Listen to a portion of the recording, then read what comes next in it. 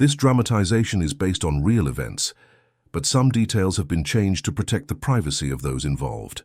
The purpose is educational, showing how seemingly minor conflicts can escalate when dialogue and understanding are abandoned. Macon, Georgia, 1979. In the heart of the American South, where family traditions run as deep as the roots of ancient oak trees, the Marshall family had built their reputation on three things: hospitality, loyalty, and Martha Marshall's legendary barbecue sauce recipe. For over 50 years, that secret blend of spices, vinegar, and love had brought the extended family together every summer for their annual reunion. What made the Marshall gathering special wasn't just the food. It was the sense of belonging, the stories passed down through generations, and the unspoken understanding that no matter what differences arose throughout the year, family came first. The recipe itself had become more than ingredients. It was a symbol of unity, a tangible connection to their ancestors who had built their lives in Middle Georgia with nothing but determination and faith. But beneath the surface of Southern charm and family pride, tensions had been quietly brewing. Inheritance disputes, old grudges, and changing times had begun to create fractures in what once seemed unbreakable bonds. The summer of 1979 would test whether love could truly conquer all, or if some wounds run too deep to heal. This is the story of how a cherished tradition became the center of a family's greatest crisis, and how a community learned that the most dangerous battles are often fought not with weapons, but with words, silence, and the gradual erosion of trust. Before we begin, we'd like to ask you to tell us your name and the city you're watching from. We love getting to know our audience. Also, please don't forget to give this video a like, share it with others, and subscribe to our channel. That way, we can keep bringing you more stories like this one. The Georgia heat pressed down on Macon like a heavy blanket that July morning in 1979, the kind of suffocating warmth that made even the cicadas sound tired.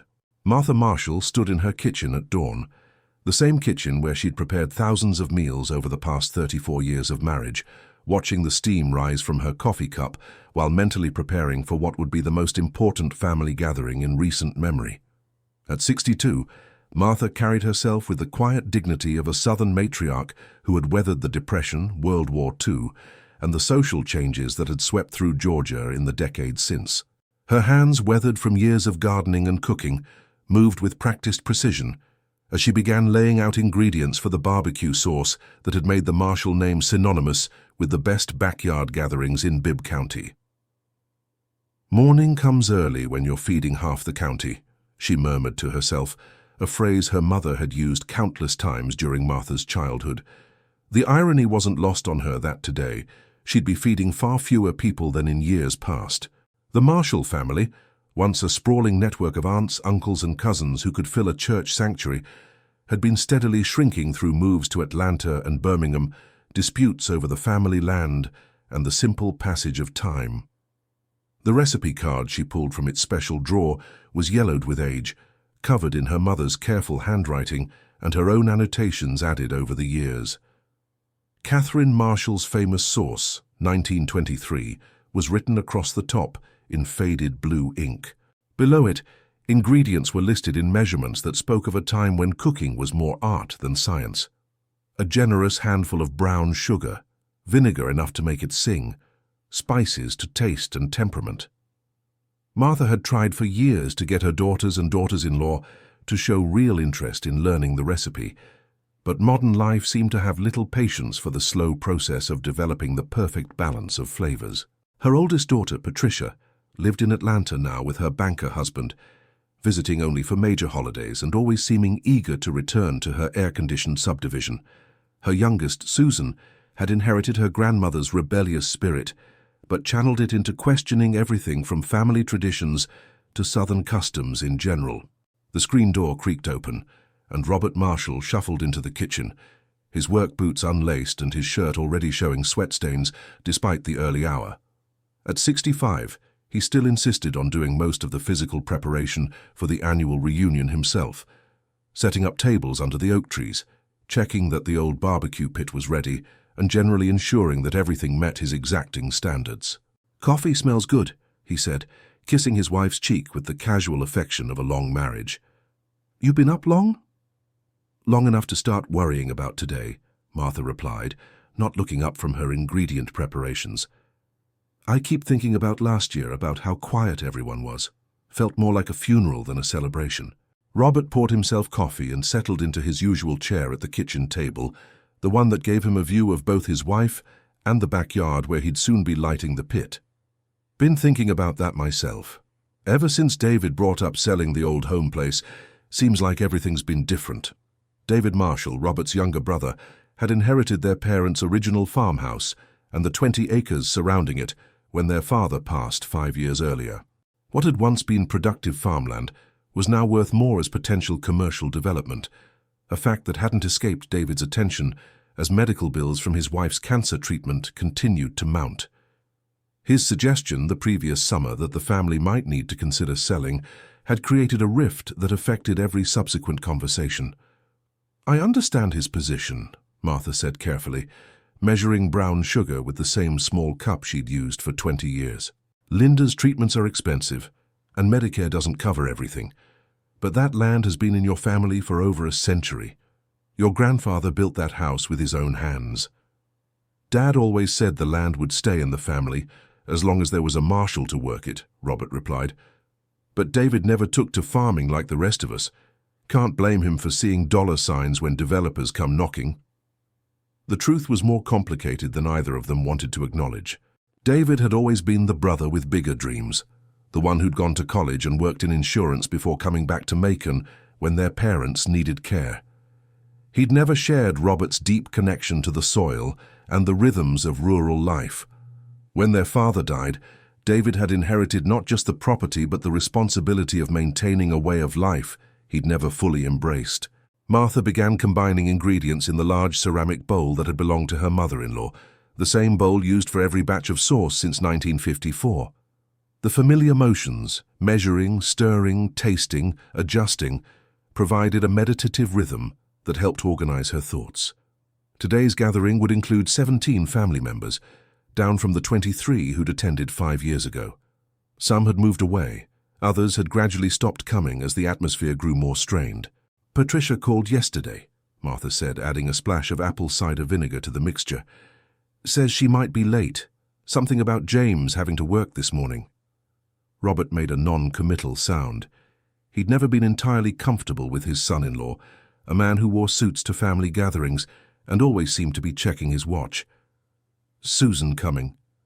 Says she is, but you know Susan. Could change her mind 3 times before noon."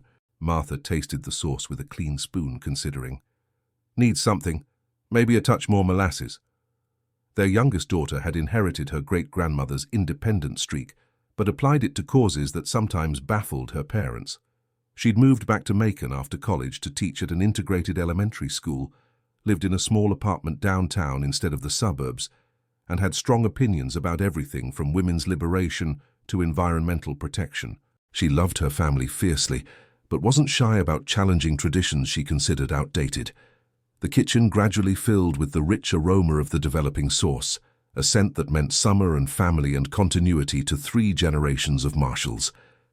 Martha had learned the recipe at her mother-in-law's elbow, standing on a step stool to reach the counter, absorbing not just the measurements, but the philosophy behind them. "Good food brings people together," Catherine Marshall had always said, "but great food makes them remember why they belong together."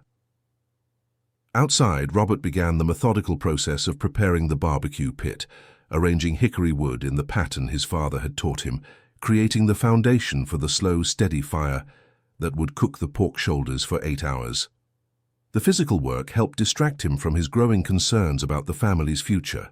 He'd hoped that inheriting the farm might give David a renewed connection to their shared heritage, but instead, it seemed to have highlighted how different their visions had become.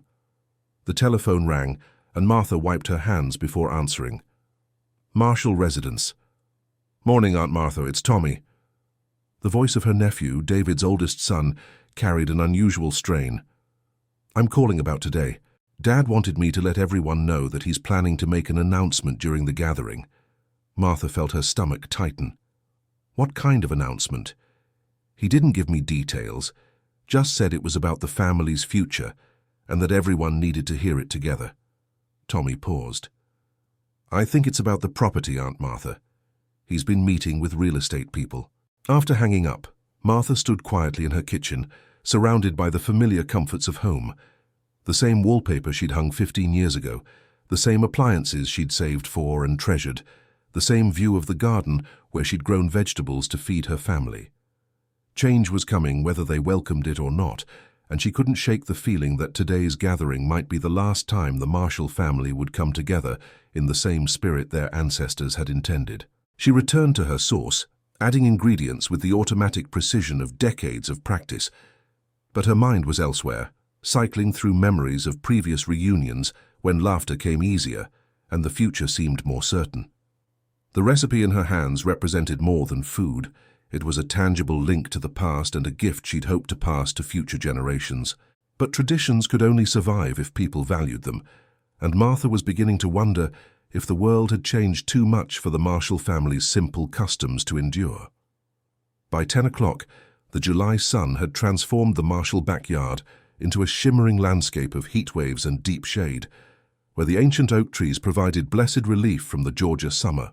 Martha had spent the early morning hours arranging folding tables borrowed from Macon Baptist Church under the sprawling canopy, covering them with her grandmother's tablecloths and setting out the mismatched chairs that somehow always managed to accommodate everyone who came. The first to arrive were Robert's sister Helen and her husband Carl, driving up the gravel driveway in their powder blue Buick, with the careful precision of people who'd been making this same journey for over 2 decades.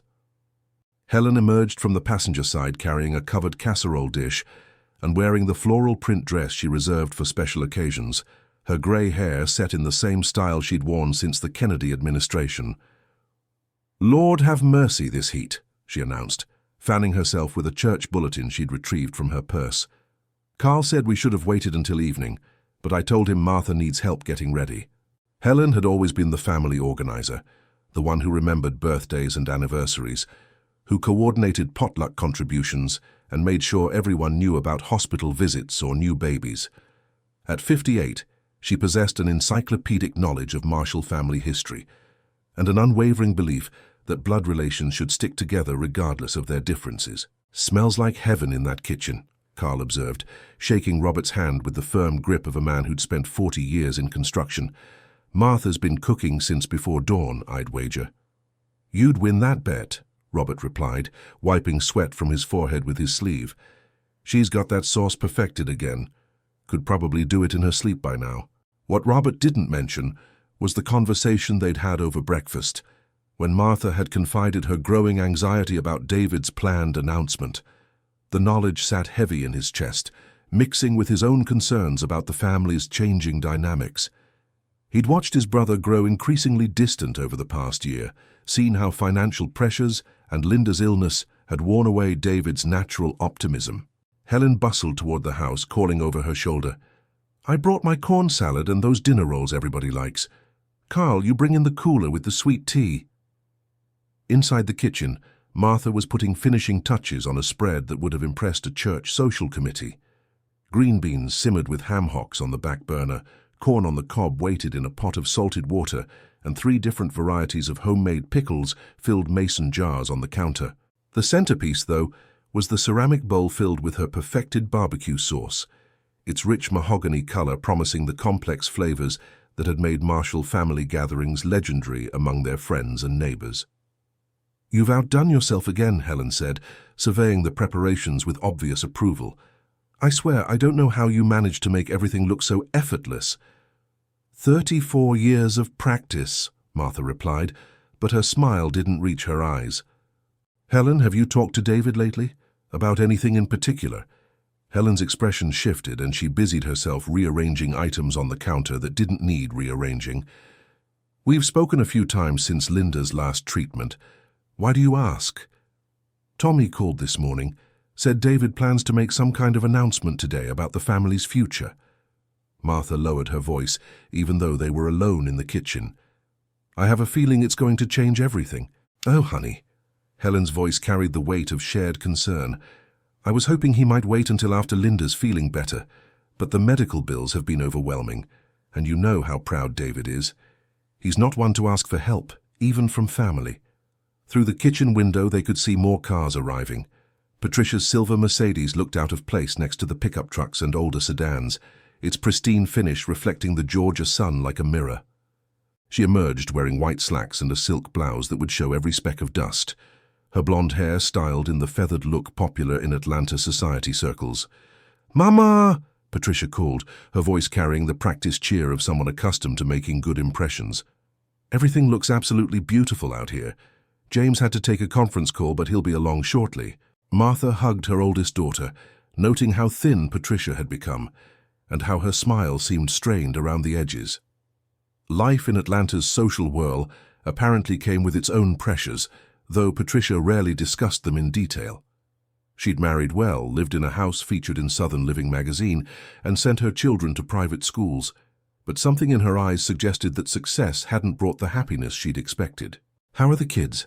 Martha asked, genuinely curious about grandchildren she saw too infrequently. "Growing like weeds. Jenny starts high school in the fall, can you believe it? And Michael made varsity tennis at his school." Patricia accepted a glass of sweet tea from Helen, then looked around the familiar kitchen with an expression that was part nostalgia, part something harder to define. "It feels strange being back. Everything looks exactly the same." "Some things should stay the same," Helen said pointedly. "Lord knows enough has changed already." More family members began arriving in clusters, creating the familiar chaos of greetings, catching up, and finding places for covered dishes.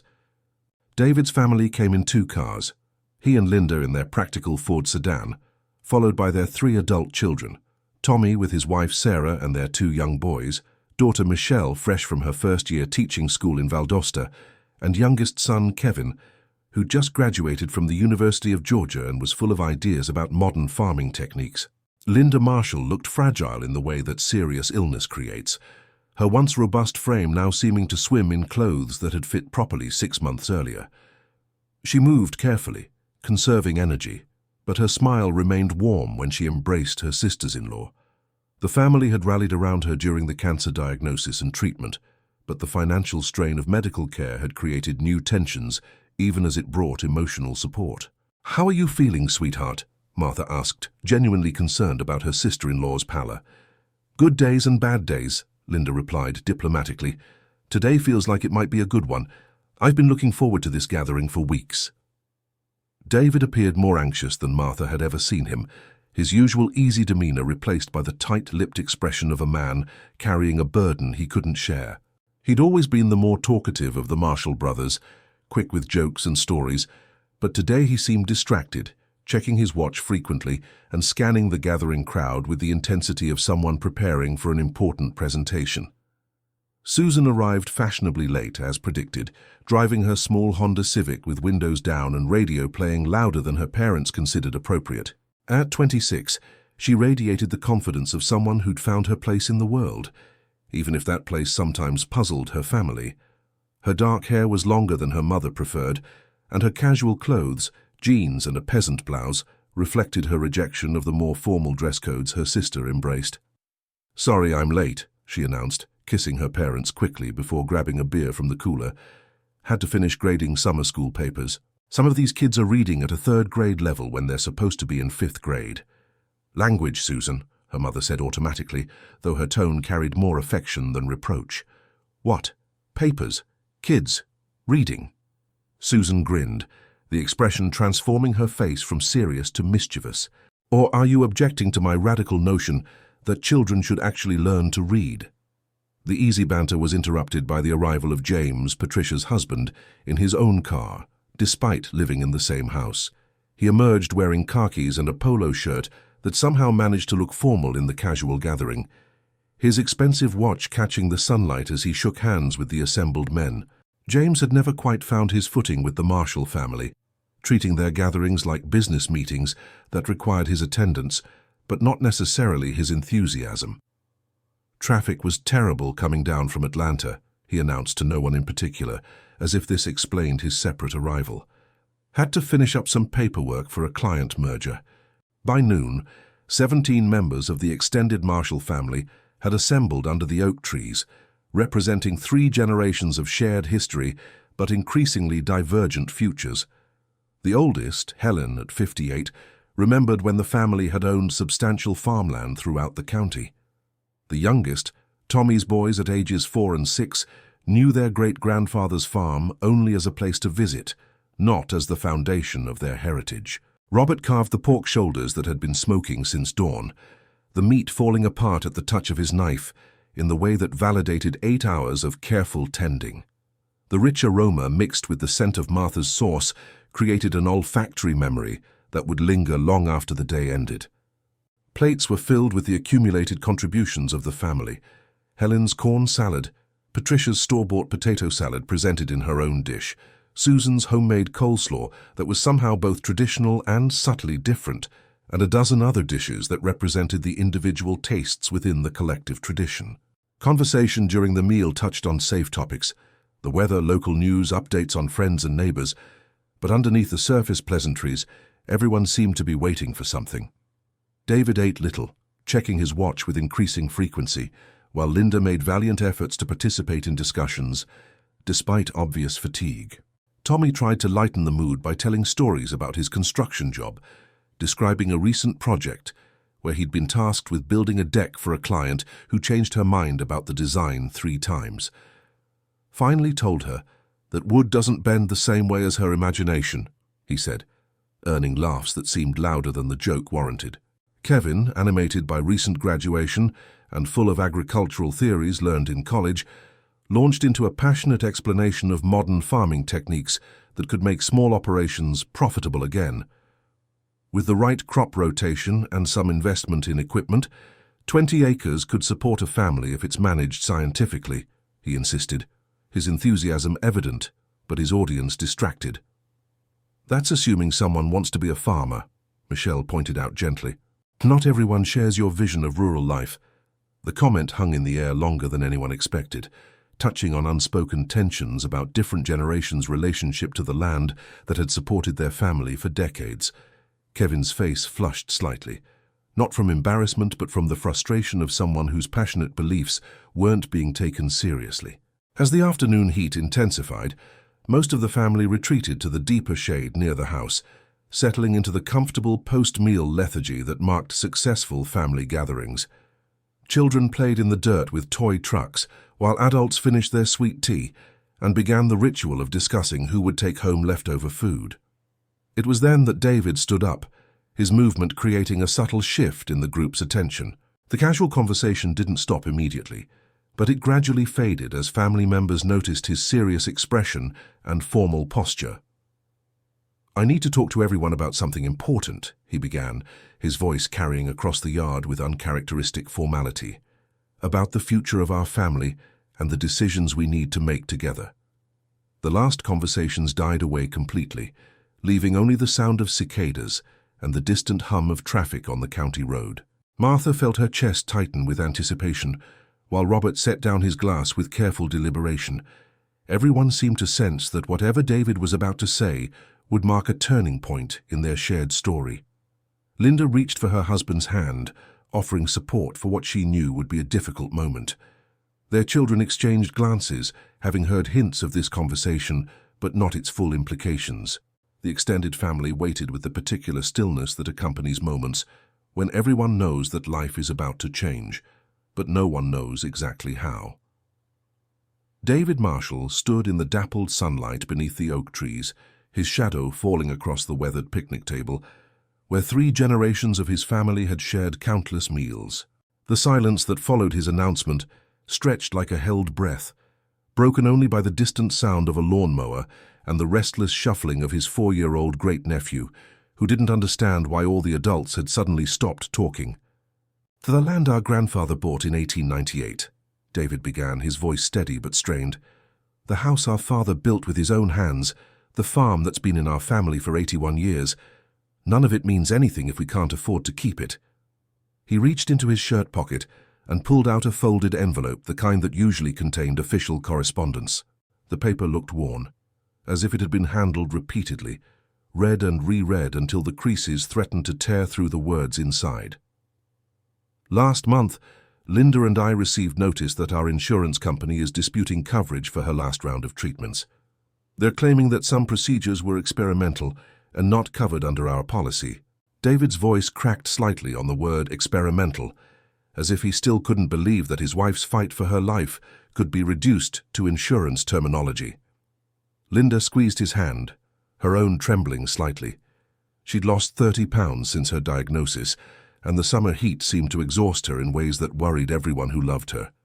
But her voice remained clear when she spoke. "We've appealed the decision twice. Our lawyer says we might win eventually, but that could take years, and in the meantime the bills keep coming." Martha felt the familiar tightness in her chest that came whenever someone she loved was in pain.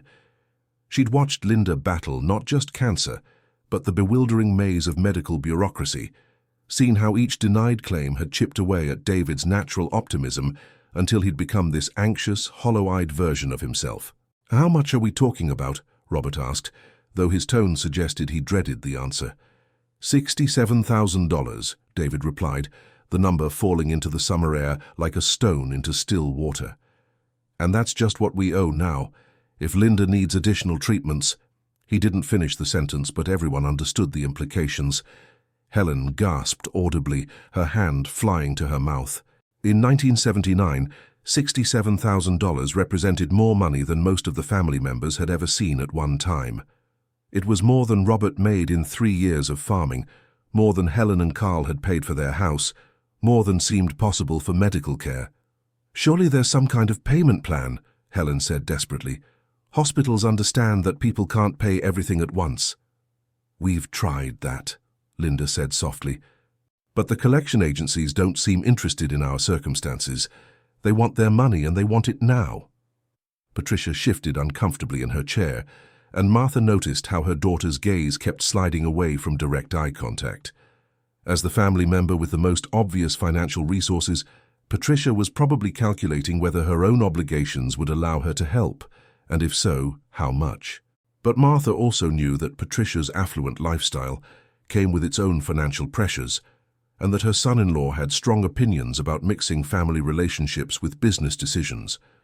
The weight of unspoken expectations settled over the gathering like humidity before a thunderstorm. Everyone knew that Patricia and James had the means to help significantly, but asking directly would violate the unwritten codes of Southern family dynamics, where pride and politeness often prevented honest conversation about money. Patricia seemed to shrink into herself, aware of the scrutiny but uncertain how to address it without creating more tension. "What about a second mortgage?" Carl suggested. "You've got equity in the property." David shook his head grimly. "Already explored that option. The farm income isn't steady enough to qualify for the kind of loan we'd need. Banks aren't interested in lending money against agricultural property unless you're running a major commercial operation." "That's the problem with small farming operations in today's economy," Kevin interjected, his recent agricultural education making him passionate about the topic. "The whole system is stacked against family farms. Corporate agriculture gets subsidies and favorable loan terms, but people like us are treated like we're running hobby farms instead of legitimate businesses." His frustration was evident, colored by the idealism of youth and the sting of watching his family's heritage threatened by forces beyond their control. Kevin had spent 4 years studying sustainable agriculture, dreaming of returning home to modernize the family operation, only to discover that economic realities might eliminate that possibility entirely. "Kevin." David's voice carried the weary patience of someone who'd already considered every possible alternative. "Those kinds of changes require upfront investment we don't have, and they take years to show profits. We need money now, not 5 years from now." But that's exactly my point," Kevin persisted, his voice rising with emotion. "If we sell the land, we lose everything. If we keep it and invest intelligently, we could build something sustainable for the next generation. This doesn't have to be the end of our family's connection to this place." Michelle, sitting beside her younger brother, placed a restraining hand on his arm. She'd inherited their mother's diplomatic nature, and could see how Kevin's enthusiasm was being interpreted as naive by the adults grappling with immediate crisis. "Kevin, I think Dad and Mom have already considered all the options." "Have they?" Kevin challenged.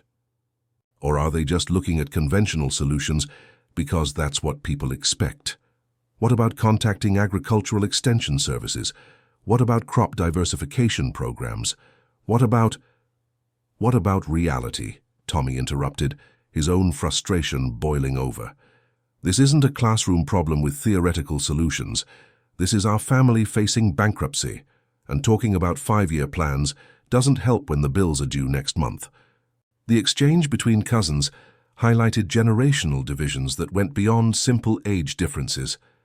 Kevin represented hope and possibility, but his solutions required time and resources the family didn't have.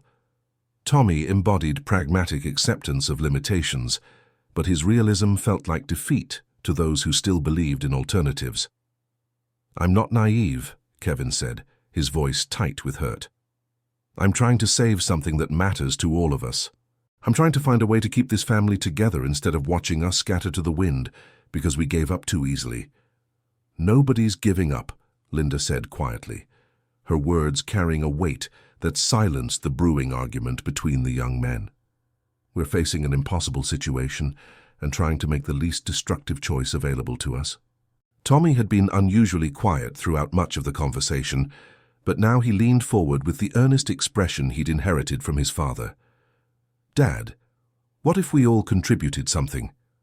I know Sarah and I don't have much, but if everyone in the family pitched in whatever they could manage."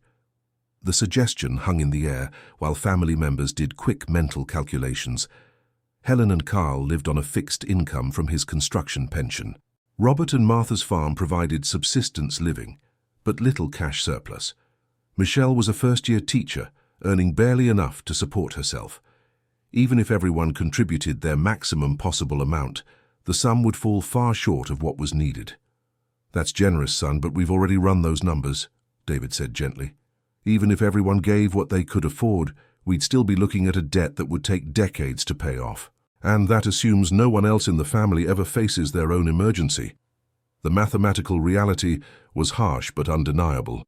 Martha could see family members wrestling with their own limitations, calculating what they could afford to contribute while maintaining their own financial stability. The guilt of being unable to help adequately was visible in their expressions, adding another layer of pain to an already heartbreaking situation. James, who'd been checking his watch periodically throughout the gathering and seemed increasingly uncomfortable with the emotional intensity of the conversation, finally spoke up. "From a purely financial perspective, you're looking at a situation where the asset value exceeds the debt. If the property is worth what you think it is, selling makes mathematical sense." The comment landed like a slap, even though James had clearly intended it as helpful analysis. Martha saw Susan's jaw clench and Helen's face flush with indignation. Robert's expression darkened in the way that usually preceded either complete silence or an explosion of anger.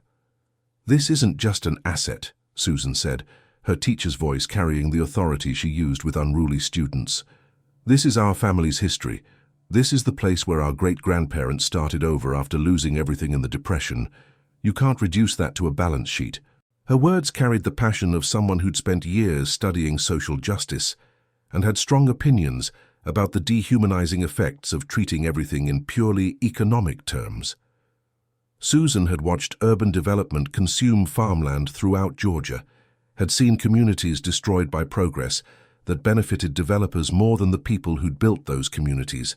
"I understand the emotional attachment," James replied, clearly uncomfortable with the hostile reception his comment had received. "But emotion doesn't pay medical bills. Sometimes practical decisions require setting aside sentimental considerations." "Sentimental?" The word seemed to ignite something in Robert that had been smoldering all afternoon. "Is that what you call 4 generations of sweat and sacrifice? Is that what you call the place where my father taught me to work with my hands, where my mother grew vegetables to feed her family during the hardest times this country has ever seen?" Robert's voice rose with each word, years of barely suppressed resentment toward his son-in-law finally finding expression. He'd never been comfortable with James's obvious discomfort with rural life, had noticed how Patricia's husband always seemed to be checking his watch and looking for excuses to leave family gatherings early. "Robert, please," Martha said quietly, recognizing the warning signs of her husband's rare but explosive temper. But Robert was beyond diplomatic restraint. Easy enough to talk about practical decisions when you're sitting in your air-conditioned office in Atlanta, isn't it? Easy enough to reduce everything to numbers when you've never gotten your hands dirty or understood what it means to build something that lasts. "Dad," Patricia said desperately, her face flushing with embarrassment. "James is trying to help. We're all trying to figure out what to do." "Are we?" Robert challenged.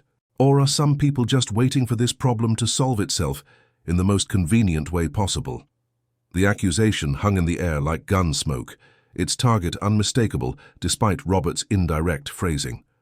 Martha could see Patricia's internal struggle between loyalty to her husband and loyalty to her family, a conflict that had been building for years but had never been addressed so directly. "That's not fair, Uncle Robert," Patricia said, though her voice lacked conviction. "James is just trying to help." "Is he?" Susan challenged, joining forces with her father in a rare moment of agreement. "Or is he trying to solve a problem the same way he'd handle a business merger? Some things are more important than profit margins." Susan's comment revealed the ideological gulf between different family members' worldviews. She'd inherited her great-grandmother's rebellious spirit, but applied it to social causes that sometimes put her at odds with more traditional family values. Yet in this moment, her progressive beliefs aligned perfectly with her family's attachment to their heritage.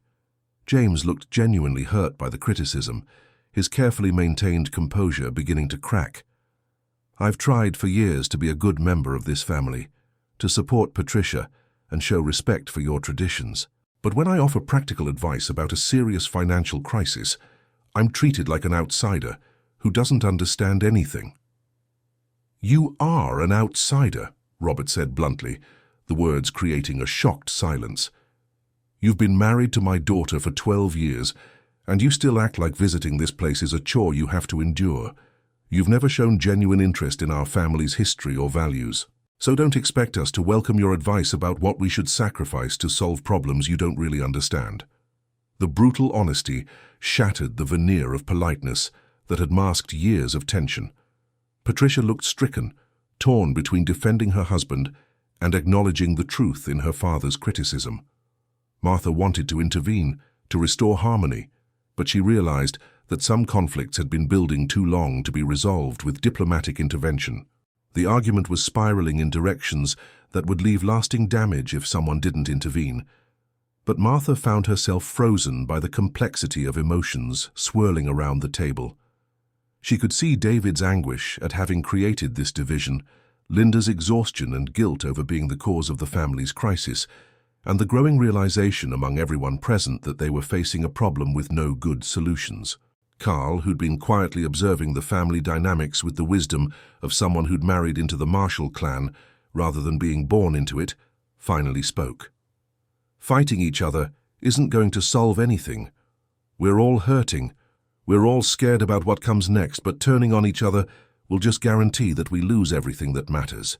His words carried the authority of someone who'd earned his place in the family through decades of showing up, helping out, and demonstrating loyalty through actions rather than blood connection. Carl had worked alongside Robert during difficult harvests, had helped with home repairs and emergencies, had proven his commitment in ways that transcended marriage certificates. Michelle, who'd inherited her grandmother's diplomatic instincts, tried to redirect the conversation. "What if we explored other options before making any final decisions?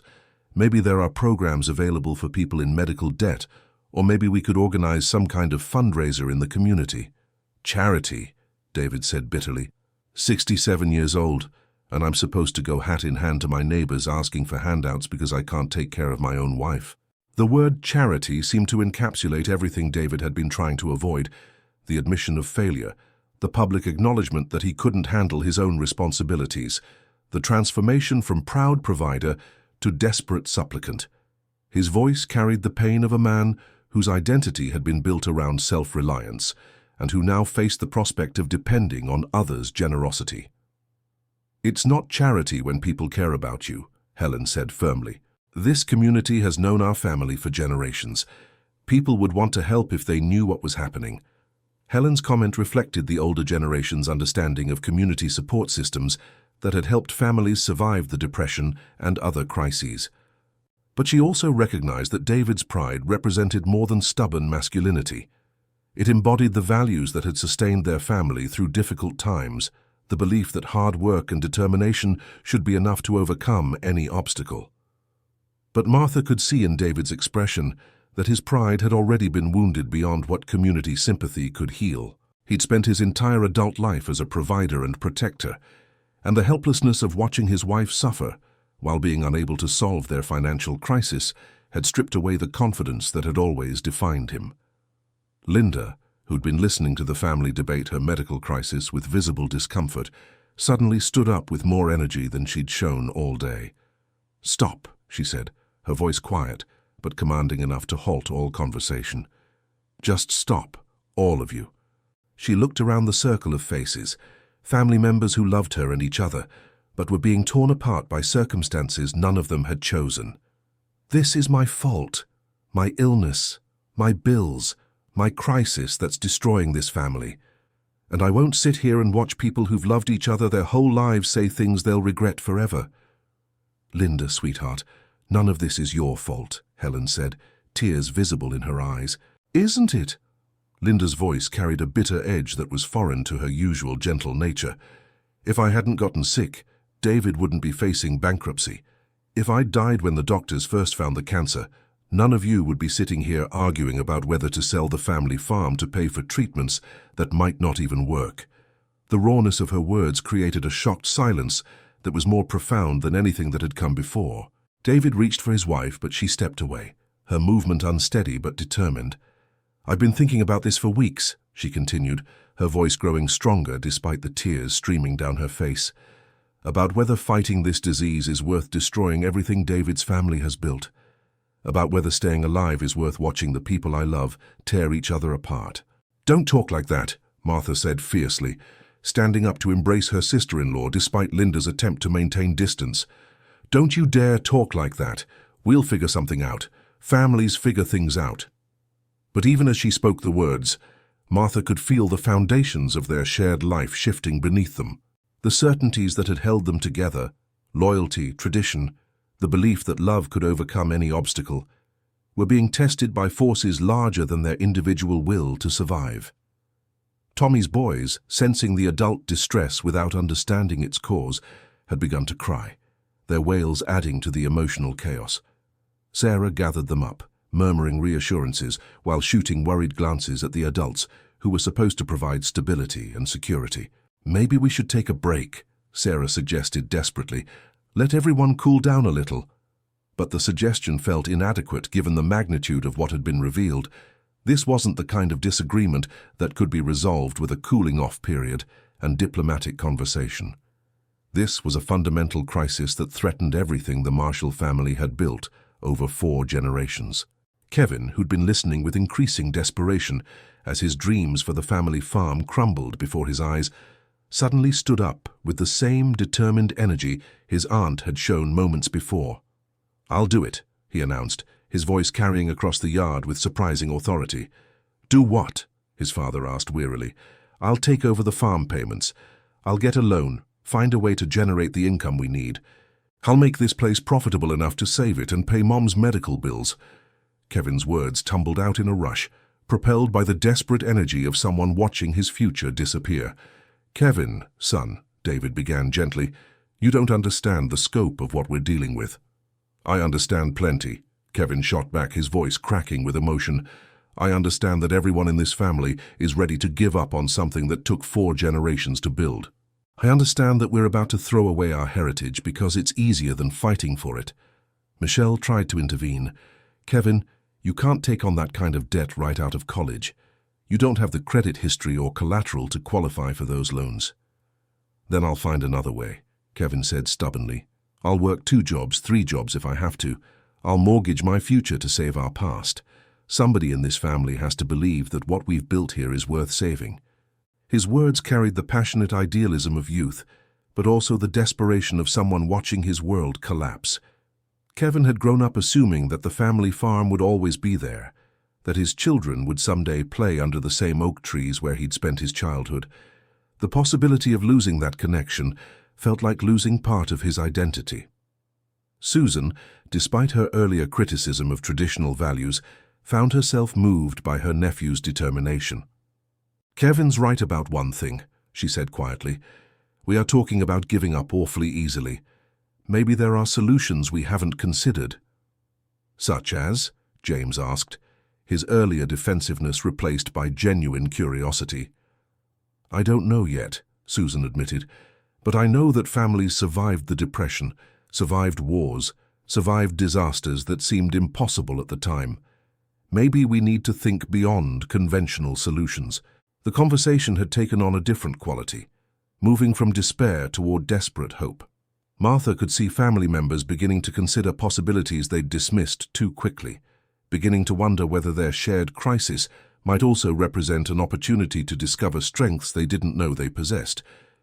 The barbecue sauce that had brought the family together sat congealing in its ceramic bowl, forgotten in the midst of revelations that threatened to make this the last Marshall family gathering rather than another link in an unbroken chain of tradition. But something in the afternoon light, something in the determined expressions beginning to appear on previously resigned faces, suggested that the story might not be over yet. As the afternoon shadows lengthened and the Georgia heat began its slow retreat toward evening, the Marshall family found themselves suspended between their past and an uncertain future, connected by bonds that had seemed unbreakable but were now stretched to their limits by circumstances that would test whether love alone could hold them together when everything else was falling apart. David looked around at the faces of his family, some angry, some heartbroken, some beginning to show the stubborn determination that had carried previous generations through their darkest times. The announcement he'd planned to make with dignity had instead opened wounds that might never heal, but it had also revealed reserves of strength and commitment that might, just might, be enough to save what mattered most.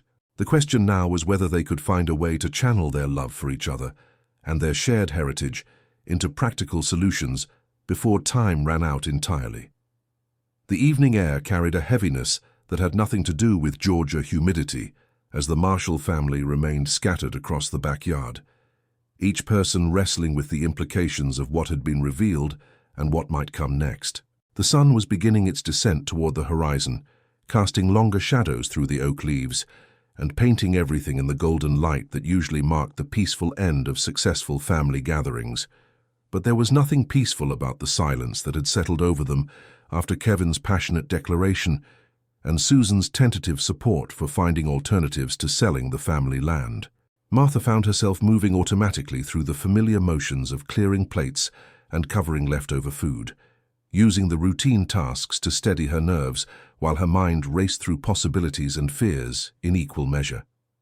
Linda had retreated to one of the old lawn chairs closer to the house, her earlier burst of emotional energy having depleted reserves she couldn't afford to lose.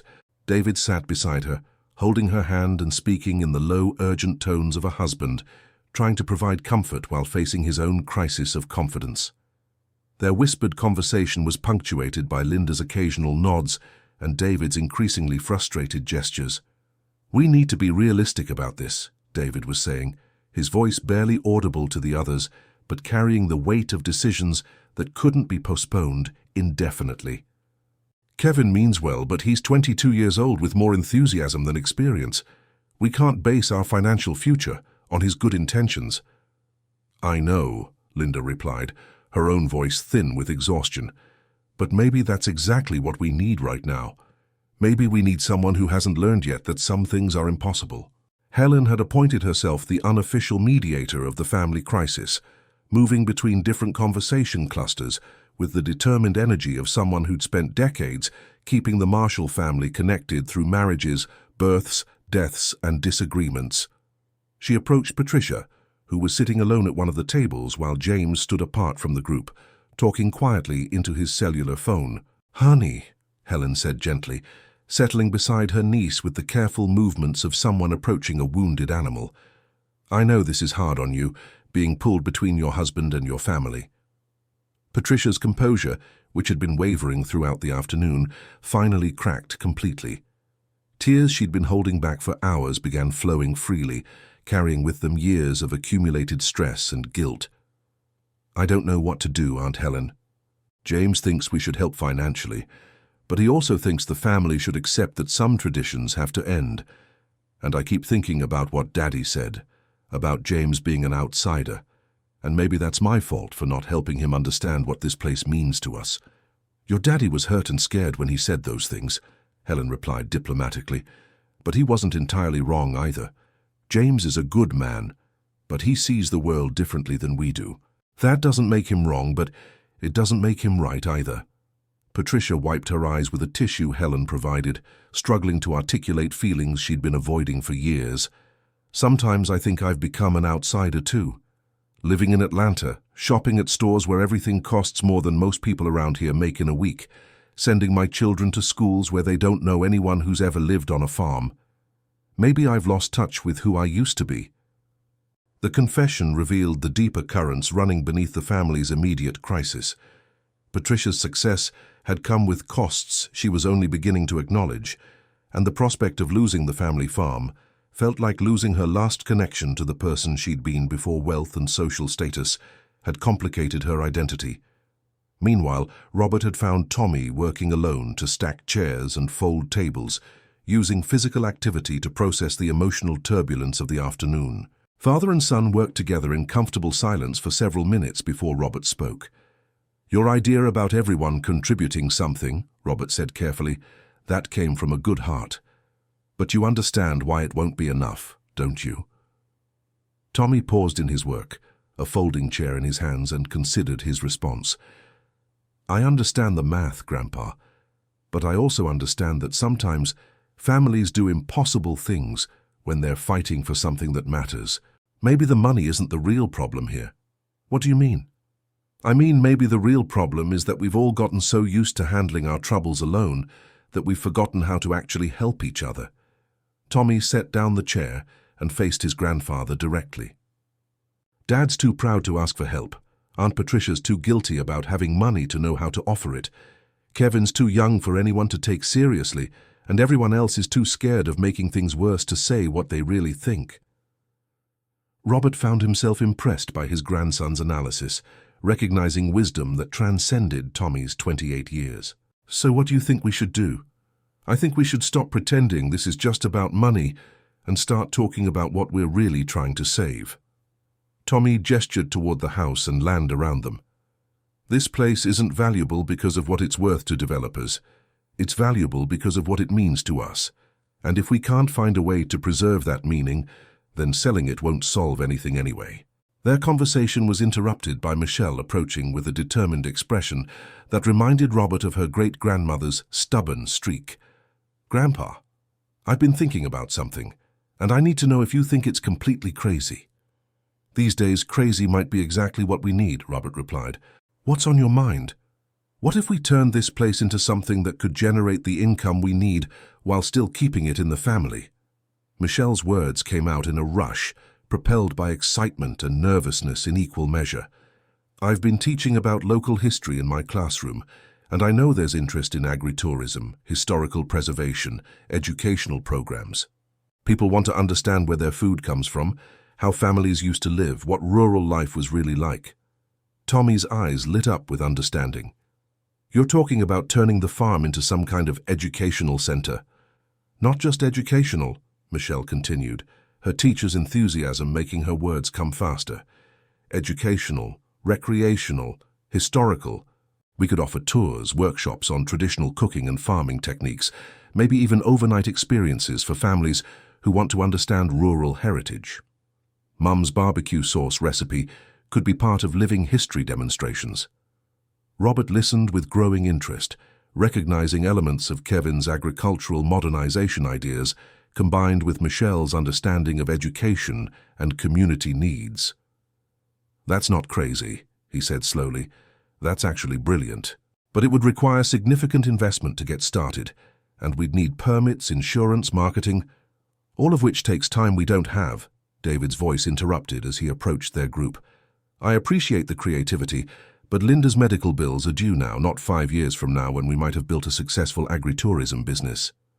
Michelle's face fell slightly, but her determination didn't waver. "What if we could find investors? People who understood the value of preserving family farms and rural heritage.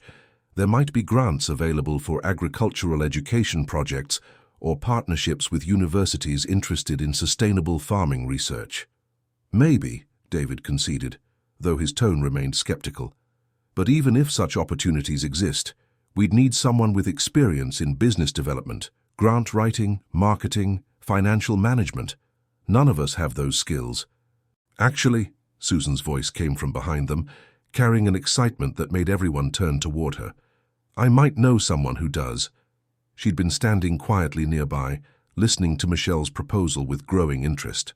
Now she stepped forward with the confident energy of someone who'd just solved a complex puzzle. Remember my friend Janet from college? She's been working in non-profit development for the past 5 years, specializing in rural preservation projects. Last time we talked, she mentioned being frustrated with her current job and looking for something more meaningful. The conversation was gaining momentum, drawing other family members into an expanding circle as possibilities that had seemed impossible an hour earlier began to take shape. Carl joined the discussion, offering insights from his construction background about the infrastructure improvements that would be needed. Helen contributed ideas about traditional crafts and cooking techniques that could be part of educational programming. Even James, having finished his phone call, approached the group with cautious interest. I couldn't help overhearing your conversation, he said, his earlier defensiveness replaced by genuine curiosity. Are you talking about developing the property for heritage tourism? Something like that, Michelle replied, her tone neutral but not hostile. We're exploring whether there might be ways to generate income while preserving the family's connection to the land. James nodded thoughtfully, his business instincts engaging with the problem despite the personal tensions that had marked the afternoon. Heritage tourism is actually a growing market segment. There are successful models in other parts of the South. The key would be developing a comprehensive business plan that addresses startup costs, ongoing operational expenses, marketing strategies, and realistic revenue projections. His professional analysis carried weight even among family members who'd been critical of his earlier comments. Patricia looked relieved to see her husband engaging constructively with her family's crisis, while Robert grudgingly acknowledged that James's business expertise might actually be valuable in this context. The immediate problem remains, David said, though his tone had shifted from resignation toward cautious hope. We need money now, and any tourism development would take months or years to become profitable.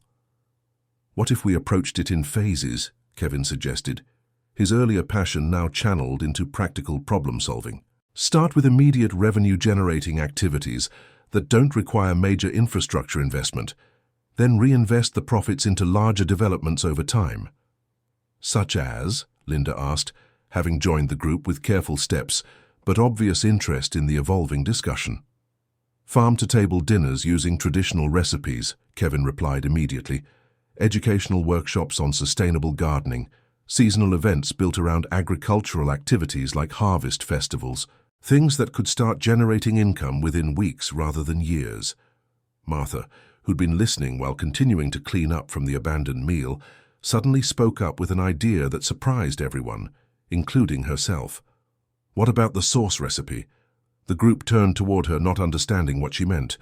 Martha set down the dishes she'd been collecting and faced her family with an expression of determined resolve. Everyone always talks about how special my barbecue sauce is, how it's been in the family for generations, how people would do anything to get the recipe. Martha's voice grew stronger as she developed her idea. What if it doesn't have to stay a family secret? What if it could be the foundation for something bigger? Helen gasped, understanding immediately what her sister-in-law was suggesting. Martha, that recipe has been in our family for over 50 years. Exactly, Martha replied. And keeping it secret hasn't saved us from this crisis, has it? But maybe sharing it could. The audacious suggestion created another moment of stunned silence as family members grappled with the implications. The barbecue sauce recipe wasn't just food preparation. It was a symbol of family identity, a tangible connection to their ancestors, a tradition that had defined Marshall family gatherings for 3 generations. You're talking about commercializing great-grandmother's recipe? Patricia asked, her voice uncertain. I'm talking about using our family's greatest asset to save our family's future, Martha replied firmly. Small batch production, marketed as authentic family heritage, sold through the agritourism business Michelle described. It could be the anchor product that makes everything else financially viable. Susan, despite her earlier criticism of reducing family heritage to economic terms, found herself intrigued by the proposal. It would be like turning our tradition into a business, but in a way that preserves and celebrates the tradition rather than destroying it. We'd need to be very careful about how it's done, Robert said slowly, his farming background making him understand both the potential and the risks. Quality control, legal requirements for food production, packaging, distribution. It's not as simple as making sauce in the kitchen. Nothing about saving this family is simple, Linda observed, her quiet voice carrying unexpected authority. But maybe that's exactly why we need to try something that's never been done before. The discussion continued as the sun sank lower in the Georgia sky, casting the family gathering in increasingly golden light that seemed to reflect the growing warmth of their collective problem-solving effort. Ideas that had seemed impossible when viewed individually began to connect into a comprehensive vision when combined with other family members' suggestions and expertise. Tommy proposed using his construction skills to build the infrastructure needed for food production and tourism facilities. Michelle offered to develop educational programming that could attract schools and families interested in agricultural heritage. Kevin volunteered to research sustainable farming techniques that could make the property more productive while supporting the educational mission. Even James, despite the earlier tensions, began contributing practical insights about business development, marketing strategies, and financial planning. His expertise in corporate finance, previously seen as incompatible with rural family values, suddenly seemed relevant to the complex challenges they faced. But as the excitement of collaborative planning grew, underlying tensions remained unresolved. David's medical debt still required immediate attention, regardless of how promising their long-term plans might become. Linda's health remained fragile, making any business venture dependent on her husband's ability to manage both family crisis and entrepreneurial demands. "This is all very inspiring," David said finally, his tone gentle but realistic. "And maybe someday it could work. But Linda needs surgery next month, and the hospital wants payment guarantees before they'll schedule the procedure. Dreams don't pay medical bills." The comment brought the group back to earth, reminding them that their immediate crisis couldn't be resolved through planning alone. Martha felt the familiar tightness in her chest returning as reality intruded on hope. It was then that Patricia stood up with the decisive movement of someone who'd finally made a difficult decision. "James and I will cover the immediate medical expenses," she announced, her voice carrying across the yard with surprising authority. "We'll pay the $67,000 and whatever additional costs arise from Linda's treatment." The offer created another stunned silence, broken finally by David's protest. "Patricia, we can't accept that kind of money from you. It's too much, and it's not your responsibility." "Yes, it is," Patricia replied firmly, her earlier uncertainty replaced by determined clarity. "It's my responsibility as a daughter, as a sister-in-law, as a member of this family. James and I have been blessed with financial success, and if we can't use that success to help the people we love during a crisis, then what's the point of having it?" James stepped forward to stand beside his wife, his movement representing both support for her decision and acknowledgement of his own place in the family dynamics. "Patricia's right," he said, addressing David directly. "We want to help, and we have the resources to make a real difference. The medical bills shouldn't be the reason this family loses its heritage.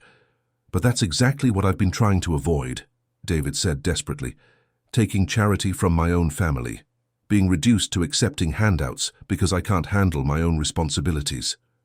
"It's not charity," Linda said quietly, rising from her chair with effort but obvious determination. "It's family. It's what families do when someone needs help. And David, honey, you've spent 30 years helping other people in this family whenever they needed it. Remember when Robert's crop failed in 1967? Remember when Carl got injured and couldn't work for 6 months? Remember when my sister needed help with her children after her divorce?" Her words reminded everyone of the countless ways David had provided support to extended family members over the years. Financial help, physical labor, emotional support during crises, practical assistance with everything from home repairs to childcare. The man who was now struggling to accept help had a long history of providing it to others. That was different, David protested weakly. No, it wasn't, Martha said firmly, joining Linda in confronting David's stubborn pride. The only difference is that now you're the one who needs help, and that scares you because you've always been the helper. But accepting help doesn't make you weak, David. It makes you human. The intervention by the family's matriarchs, Linda speaking from her position as David's wife, Martha from her role as family anchor, carried weight that transcended the logical arguments others had made. These were the women who'd managed family crises for decades, who understood the delicate balance between pride and practical necessity. Carl, who'd been observing the family dynamics with the insight of someone who'd married into the Marshall clan, stepped forward with his own perspective. David, I've been part of this family for 23 years now, and I've learned something important. The Marshalls don't give up on each other, period. You can fight against that if you want, but it won't change the reality.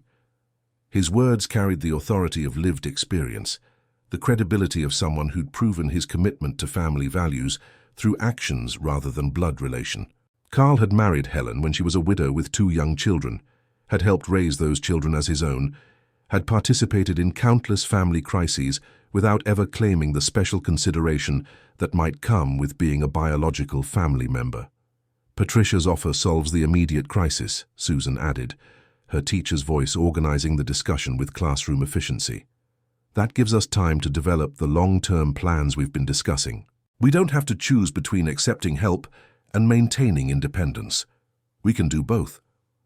The conversation was reaching a turning point where individual pride was being balanced against collective survival, where abstract principles about self-reliance were being tested against concrete needs and practical possibilities.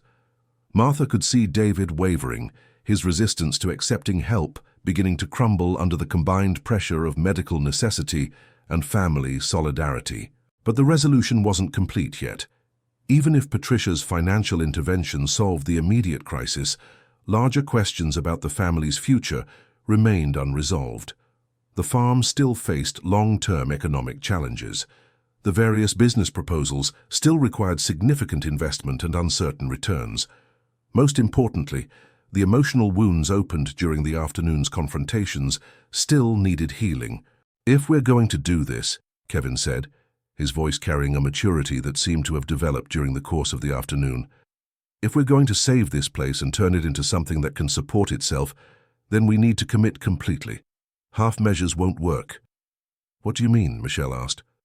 I mean we need to pool our resources, our skills, our time, everything we have, Kevin replied. This can't be Patricia and James's money, plus everyone else's good intentions. This has to be a real partnership, where everyone contributes what they can and everyone benefits from the success.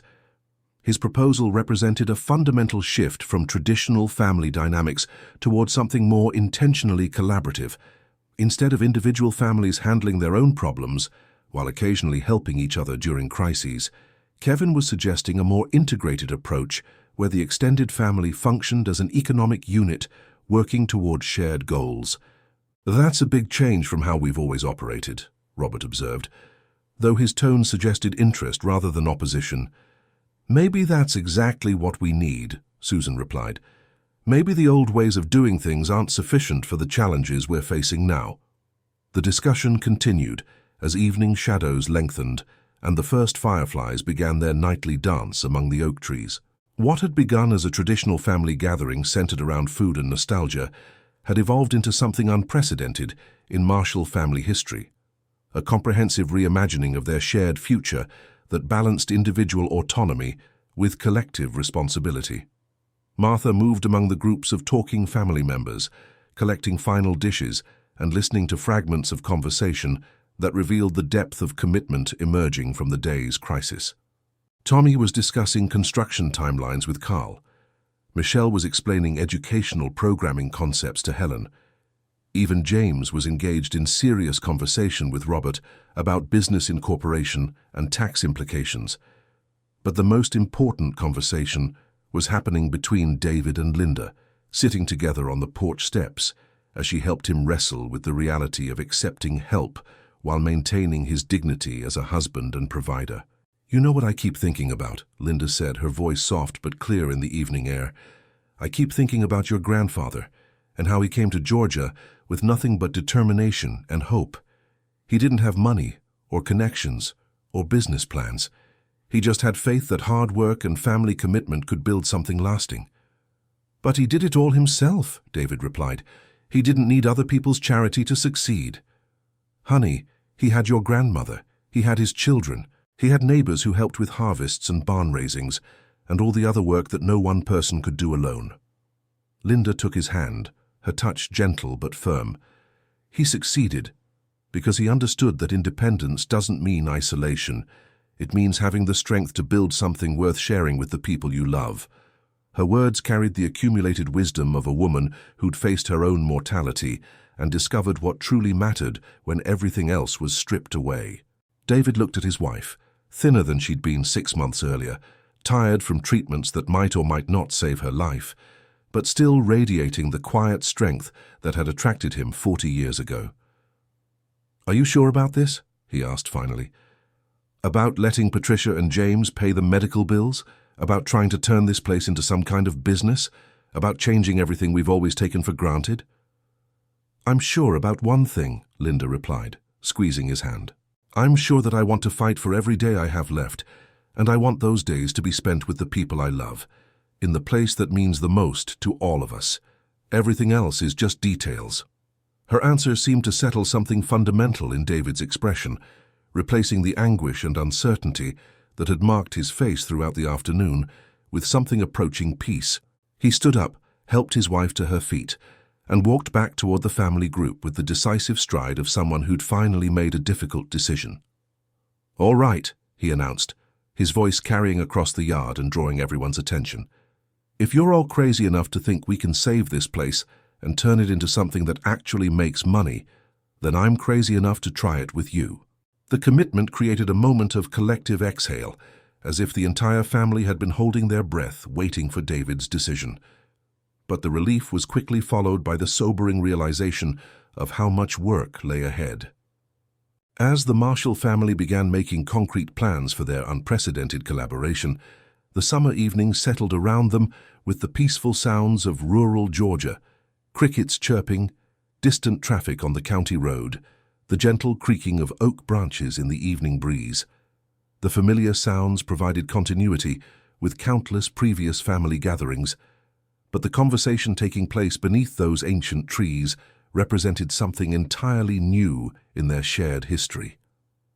The barbecue sauce that had brought them together sat forgotten on the table, its purpose as a family tradition about to be transformed into something far more complex and challenging. Whether their ambitious plans would succeed remained to be seen, but the Marshall family had chosen to fight for their future together rather than surrender to circumstances beyond their individual control. As fireflies began their evening performance and the first stars appeared in the darkening Georgia sky, 17 members of the Marshall family committed themselves to an uncertain but shared destiny, bound together by love, challenged by necessity, and determined to prove that some things were worth any sacrifice required to preserve them.